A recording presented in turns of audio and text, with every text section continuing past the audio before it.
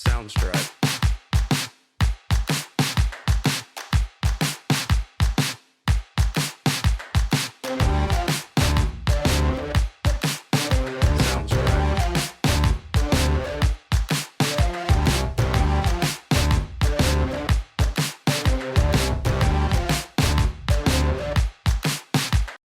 Hello and welcome to the second episode of Demystifying Politics, the political podcast which allows us to delve into the topics of the week and explain them better to young people all around the world.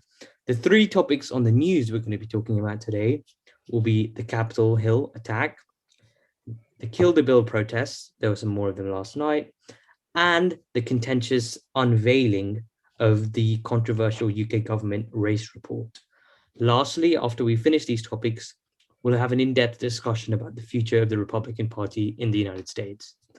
Nathan, do you want to start us off with the Capitol Hill attack? Sure, of course. On Friday afternoon, Friday the 2nd of April, one police officer was killed after a car that had rammed into the police barricades hit an officer. Now, obviously, after the attacks in January, there's been much more security around Capitol Hill and around government buildings in Washington, D.C. in general. So therefore, there was much surprise when this happened. The motive was unknown, but it is believed that a black nationalist was responsible. Now, I think I said this last week, that when things like this happen, often the immediate thing to say is, well, let's not politicize this.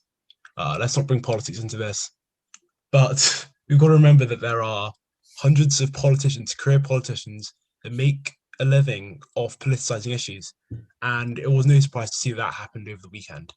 So popular Representative Ilhan Omar quipped that there would have been more killed if he was wielding a gun. And we want to, I think the question that I want to bring forward is, why are attacks like this? It seems that like attacks like this are going to happen more in the future. How should the police and the government respond to this? And what can the police and government do to prevent things like this from happening? Dev, do you have any opinions on this? Yeah, I think it's two-pronged, this issue of terrorism, domestic terrorism. So I think what's first of all interesting about domestic terrorism is it's citizens of that country hurting the country itself. Whereas, traditionally you'd think of terrorism as some foreign group from Afghanistan, Pakistan, some foreign country coming in because they hate the particular country that they want to attack, and they attack it. Think Al Qaeda, think ISIS, etc., etc. This, as you said, like this domestic terrorism phenomena is rising, and it's become more prevalent in recent years, specifically, of course, the Capitol Hill insurrection not so long ago. So I think, yeah, as I said, firstly, I think it's the rising tide of extremism in the US and around the world, and I think that's from both sides. So as you mentioned, this attack was from a black nationalist. That if I think I know what you're talking about, black nationalists, one would say that's quite far left.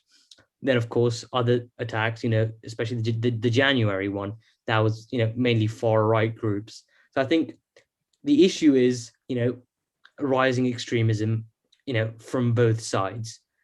Another issue, of course, is that the government, they don't have the tools in which to deal with this rising extremism. So, of course, we want divergent thoughts.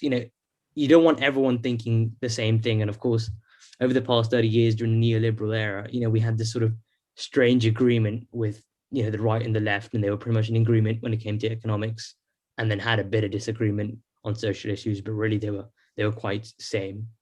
So I think them splitting apart has been a good thing, but it's also been a bad thing because, as you say, we've seen this rising tide of extremism. In terms of, I think, the government response, I think governments need to look through social media, update their tools, and see how better they can try and stop this type of extremism. What do you think? Well, I definitely believe that the government has the resources to deal with this. I mean, the US government, for example, spends trillions of dollars a year, has a military of hundreds of billions of dollars a year. So they definitely have the capability to deal with things like this. I think the efforts therefore need to be devoted to preventing things like this. And the the real political question is, can we prevent ideological tensions from bubbling over without censoring uh, converging political ideologies? That's a real challenge for democracies. I You've think, got to yeah, I think you've value everyone's, you've got not necessarily value everyone's opinion, but you've got to at least let everyone have their opinion without direct tension between those groups. yeah, I think you've hit the nail right on the head there, which is that we should encourage divergent thought, but at the same time, where then at one point does divergent thought just become terrorist extremism, and at what point does the government itself have to clamp down on it? And I think there's not that many easy answers with this, because say with at least with the Middle East terrorism, say Al Qaeda, ISIS, you knew what they were fighting for, right? You knew that the reason Al Qaeda was, or the reason ISIS had hated the United States is because the United States, you know, invaded the Middle East. And Al Qaeda, sorry, was before the invasion of Iraq, but Al Qaeda is more just anti what it perceived to be U.S. imperialism abroad. So with that, you're going to say, okay, well, I think if the US government stopped going around to different places in the world and instituting their own regimes and started having more diplomatic and peaceful talks, maybe this terrorism will subside. With this new domestic extremism, I think it's more the political discourse and the toxicity of it. I think social media is to blame for it, because on social media, right? Because of the nature of social media, because of algorithms and whatnot, they place you into different groups. Oh, the group, cricket lovers, football lovers, politics. Oh, right wing politics lover, whatever. And then you have an entire algorithm, entire social media feed clapping you on, telling you how brave and wonderful you are for supporting this ideology, telling you how smart you are for being, say, a libertarian, always telling you how beautifully brilliant you are for being a conservative or a liberal, and you have no divergent sort of opinions or divergent thoughts within that. And I think that has allowed extremism to fester.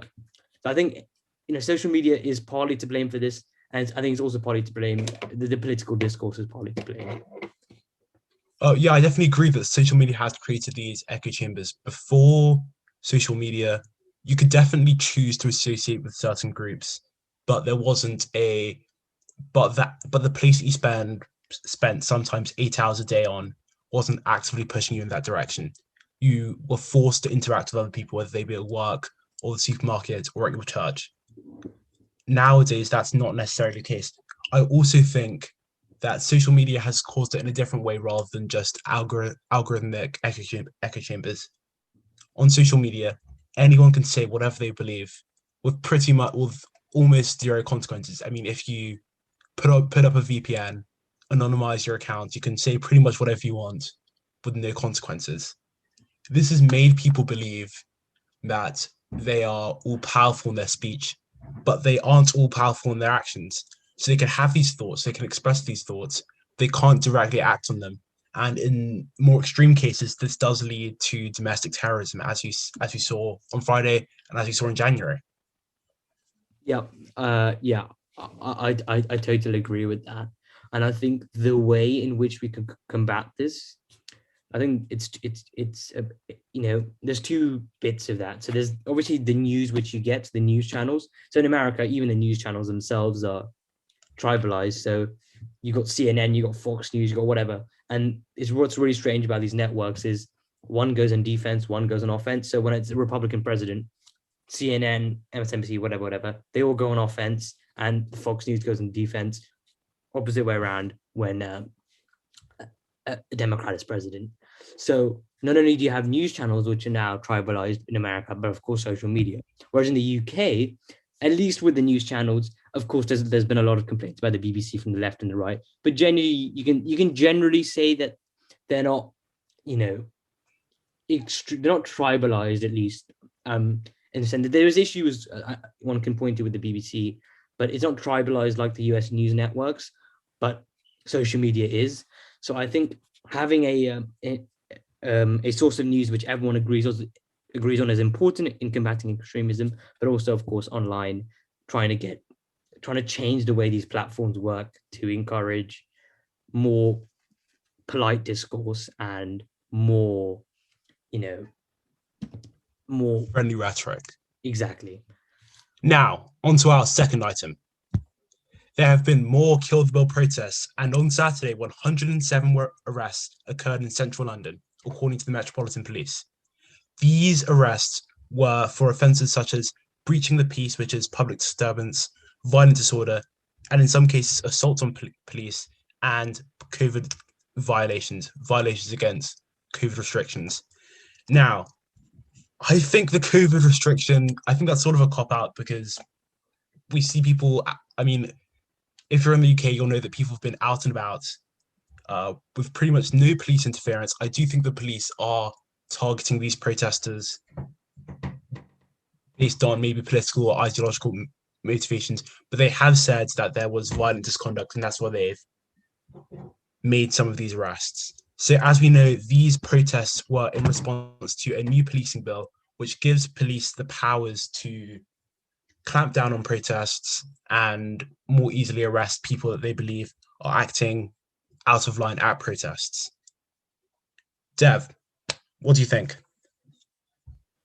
I think that just as we said last week, there's two parts of this. So, of course, the Kill the Bill protests themselves, I think it's fine, and exactly as you said, I think the police generally, I don't think they've covered themselves in glory. I think the way they've treated some of these protesters, and it's just hurting their own cause. In terms of violent conduct, I'll believe the police when they said that there was some violent conduct, and I think that's either extremists. I think what the official line from the protesters themselves is it's extremists infiltrating their movement. I think it's a mixture, but I think if you're so fired up and you're so passionate about a cause, there's probably people out there that have taken their anger out on the police, perhaps unjustifiably.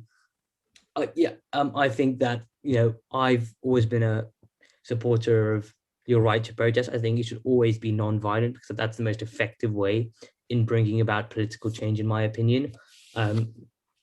And of course, I don't think devolving into violence is the answer. But I also think the police need to take a step back and see to themselves, how are they dealing with these protesters? How are they dealing with the situation presented to them?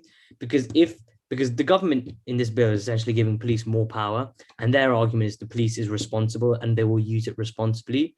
But if the police, with the limited powers they have, remember the bill is not passed yet, so the police don't have these extra powers that they would be given had the bill passed.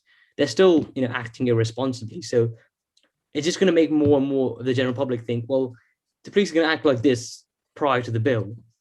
What are they going to do when the bill is passed? They need to show the Metropolitan Police Force needs to show that they are responsible and that they will use these new powers well.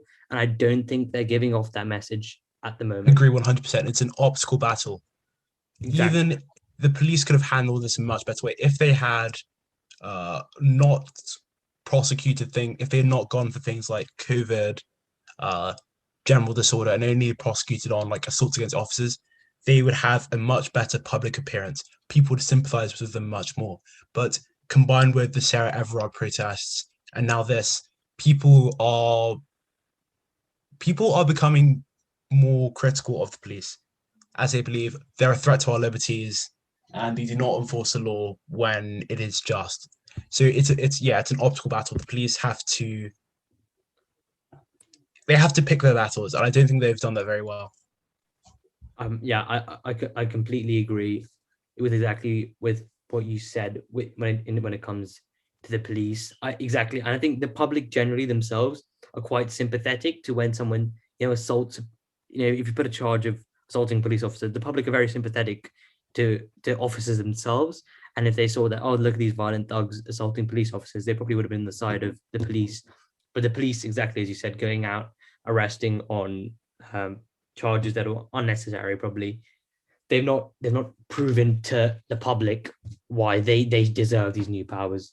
And I think all it's going to do is just slow down the bill and force a maybe not too distant in the future U-turn.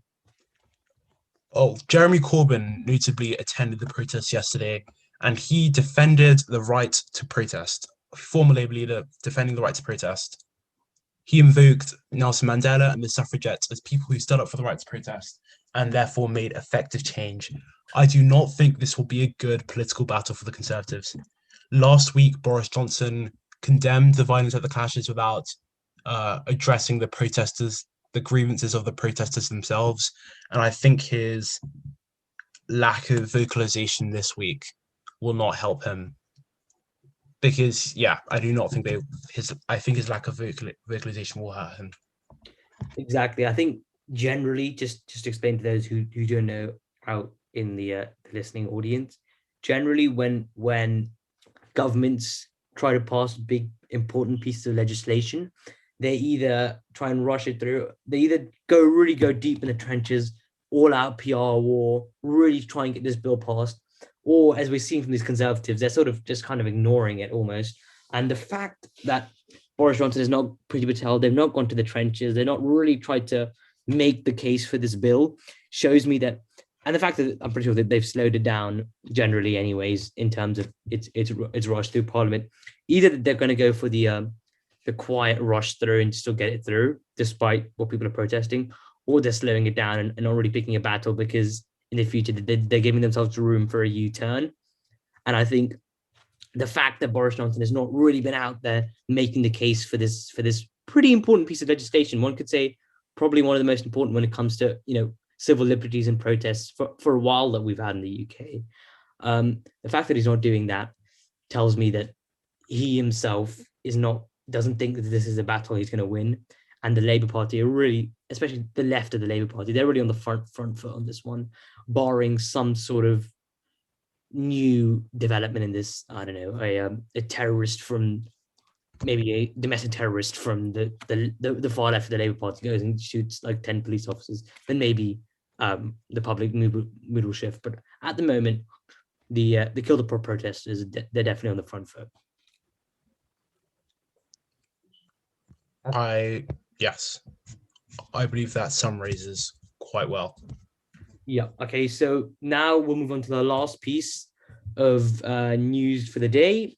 I'll be covering it. So recently, some of you may have heard that the UK government published a controversial race report.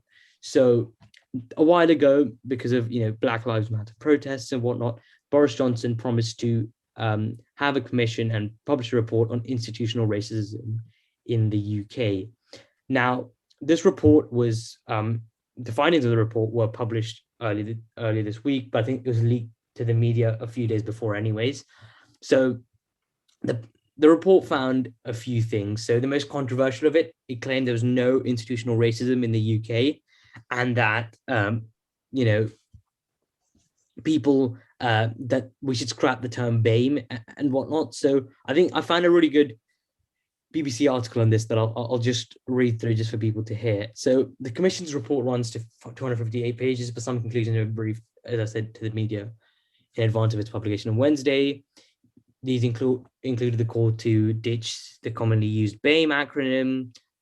Obviously, it found one of the main findings, as I said, was that the UK was not institutionally racist. And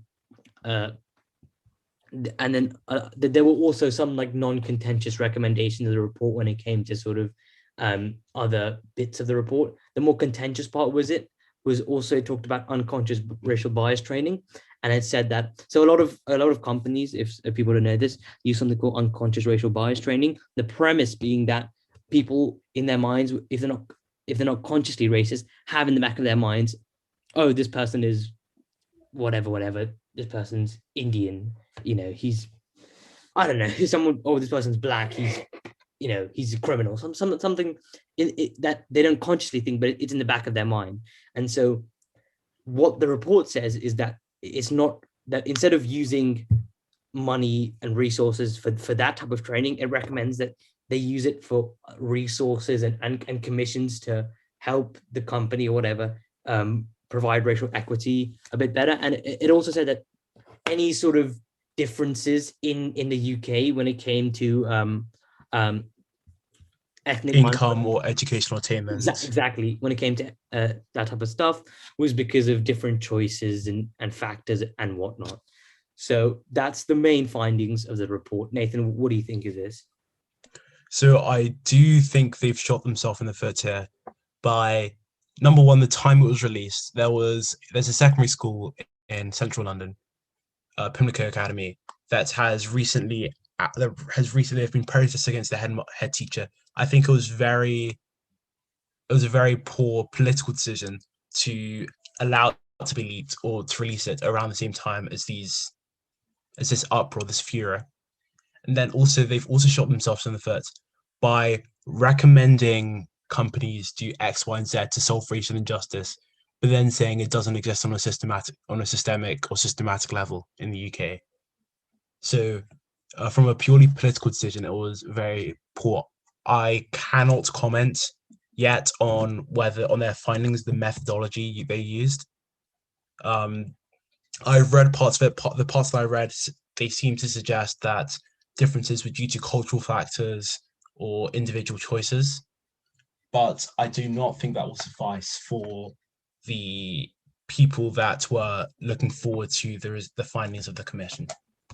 Exactly. And I think what's a bit more strange about this is previous reports done by previous governments have been pretty damning on the UK. So the last sort of, I would say, equivalent of this type of report was when a black man, I think Stephen Lawrence had died at the hands of the Met Police, and they, I think Blair was Prime Minister at the time, or it might have been Major. I'm not quite sure.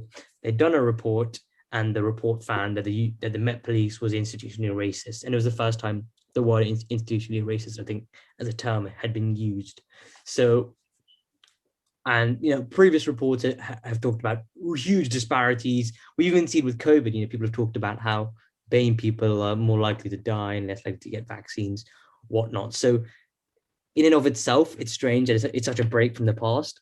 As you said, the findings itself, I'll take it at face value if there haven't been any peer-reviewed, there hasn't been someone who's looked at the report, looked at the methodology, and made comments on that. So I can't judge what the actual findings of the report are. I think in terms of when it talks about cultural leaning, I think it's true to some extent, that basically the reason that, for example, the reason Indians or Asians do really well in examinations is because the culture in Indian families, in Asian families, is that you work hard, you study hard, you get a good job, etc., etc. So and whatnot. So I think that is a contributing factor. But what it fails to understand also, what is the reason for this culture? Well, it's because of different factors. External factors contribute to cultures within a particular community. So I think that's what is missed a little bit. For example, let's take the US, for example. The black population there, unfortunately, because of years and years of oppression, is unfortunately, more poor, more behind than the white population. But why is that? Because of culture. Okay, so the culture within the black community in the US is not great, and there's crime, there's a lot of people that don't have their fathers. Yeah, but at the same time, it's a result of being brought over as slave populations, not being given full franchise, Exactly. being placed in poorer districts of cities, Redlining. then mass incarceration. So while Exactly. you can put these down to cultural factors, you've also got to think about what influences cultural factors, because cultures don't exist in vacuums. They're Exactly. affected by public policy, especially when you forcibly move and transport people around. Exactly. And why? Okay, why is the single fatherhood? Why is single motherhood rates high in the black community? Because the majority of black fathers are put in the prison system of the US for silly reasons. When I say silly, I mean stupid reasons. Think about drugs, marijuana, racist laws, etc., etc. So exactly, I think the report. I can't comment on the fact about institutionalized racism in the UK, but I do think it is worrying, given the context and what we already know about the report. Shall we move on to our sort of long form political discussion of the day? Yep, I think that would be good to do. So just let me just introduce it quickly. So we will now move on to sort of the discussion part. You remember last week the discussion part was in the UK vaccine rollout. So sort of the question of the day, whatever you want to call it, the discussion part of the program, we're going to be talking about the future of the Republican Party in the United States. So of course Donald Trump lost the 2020 election. He lost. um, there was they lost the Senate, they lost the House. Actually, to be fair, in the House they did pretty well. They gained a few seats. Senate they didn't do as badly as expected, and actually in state houses all across the country, they gained some momentum. So while some people have written off the Republican Party, like oh it's dead for the next few years, some have said hold on, it actually probably has a large it's still very much relevant in US politics. So I think the question is not only what does the future success of the Republican Party look like under a two-party system? Of course, inevitably success is going to happen.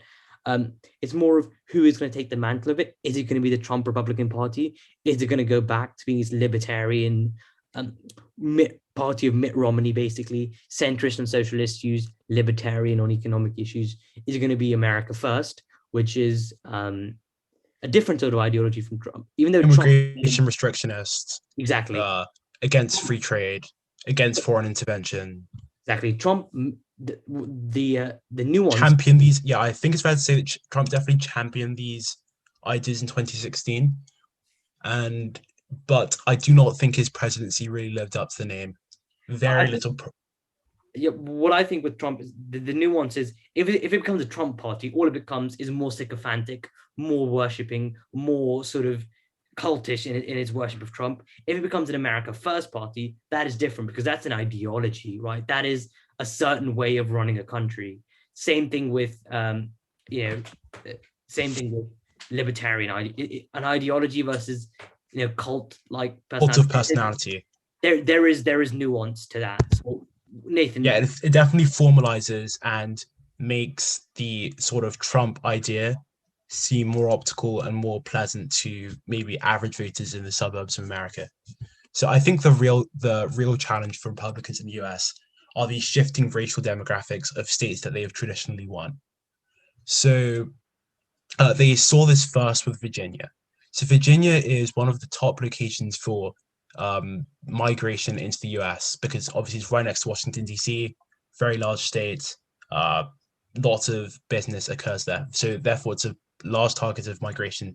Now, immigrants overwhelmingly, once they've received citizenship, vote for Democrats. And that in part, combined with dying older white populations, has caused the shift of Virginia from a sort of swing slash red state to a blue state because now obviously they've massive gun control, banned capital punishment. They're a safe blue state, and that is going to happen across the Sunshine Belt. The Sunshine Belt are the southern region of the U.S. That states like Arizona, Texas, Georgia, the Deep South.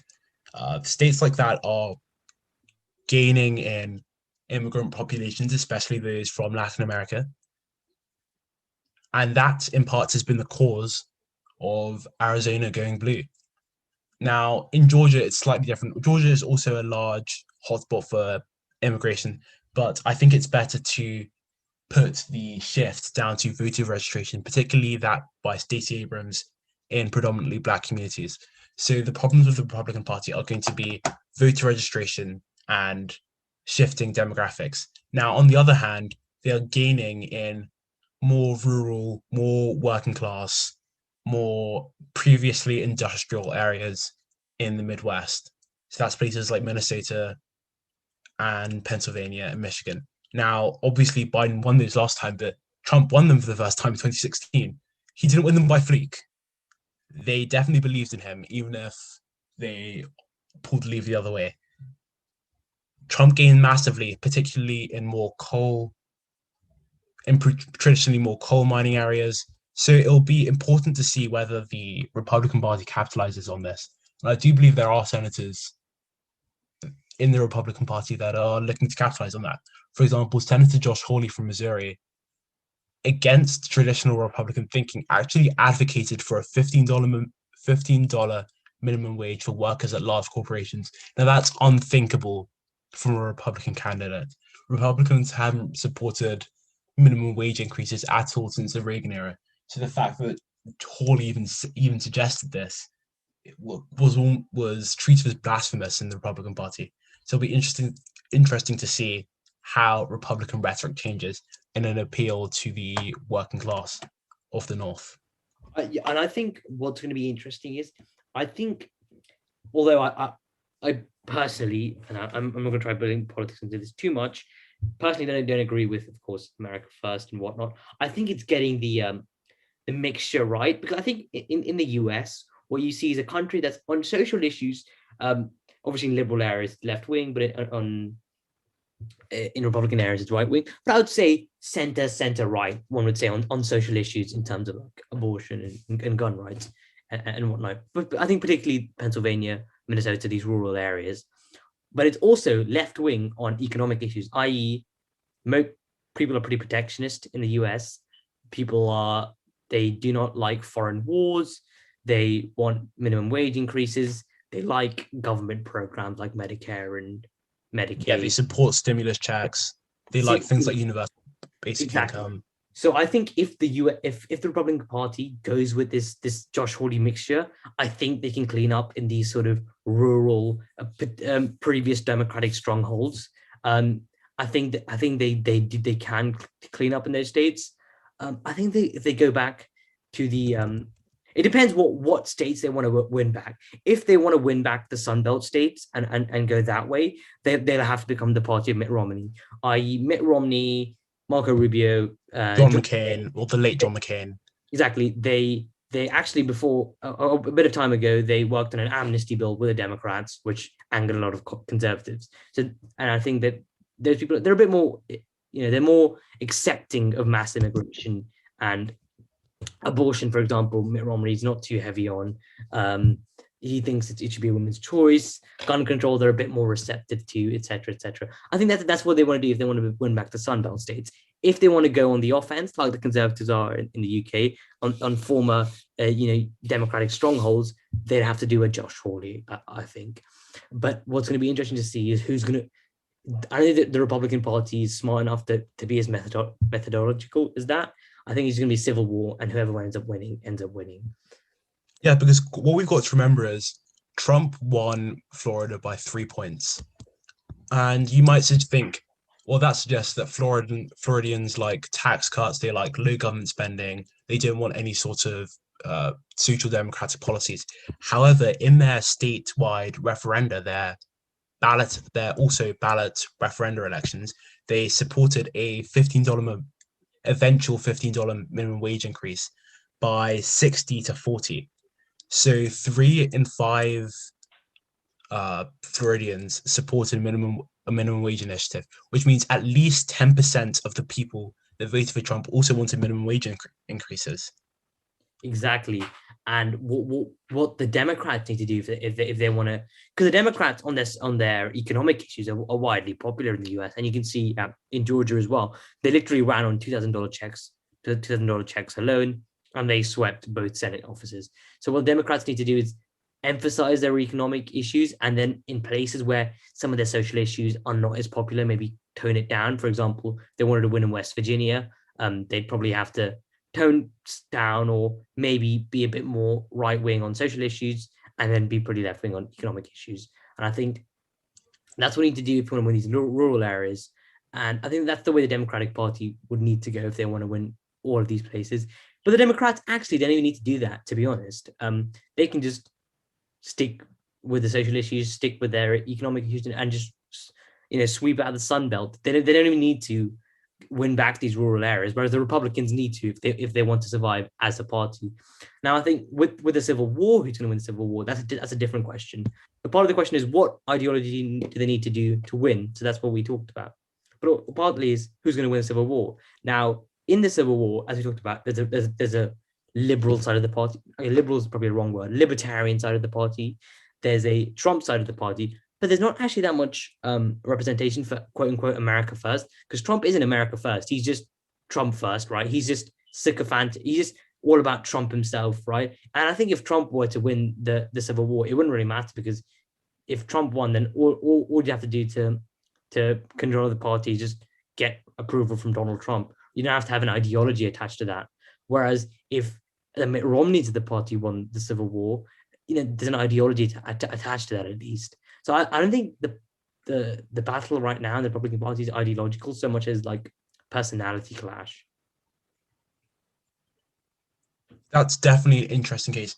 I don't necessarily think I agree whether does Romney have a fixed ideology. I do not. Yeah, I think he also. I don't think he's as arrogant or as openly narcissistic as Trump has appeared to be. But I do think that he's in politics for his own good, and he acquires power for his own good. I think So Romney's. I'm not trying to use Romney as a sort of. I think when I say the word Romney, I'm trying to say it as a sort of general, marker for that side of the party. Like it's sort of okay, yeah, right the side of the party that's center on social issues, and then libertarian on economic issues. That's sort of side of the party, if you know what I mean. The traditional Republican Party, the George W. Bush Republican Party, at least. yeah, Well, the Bush was pretty right wing on social issues too. Um, yeah, yeah. So, what do you think? yeah. It's definitely the Democrats to lose. I mean, Joe Biden has been very effective in terms of the executive office.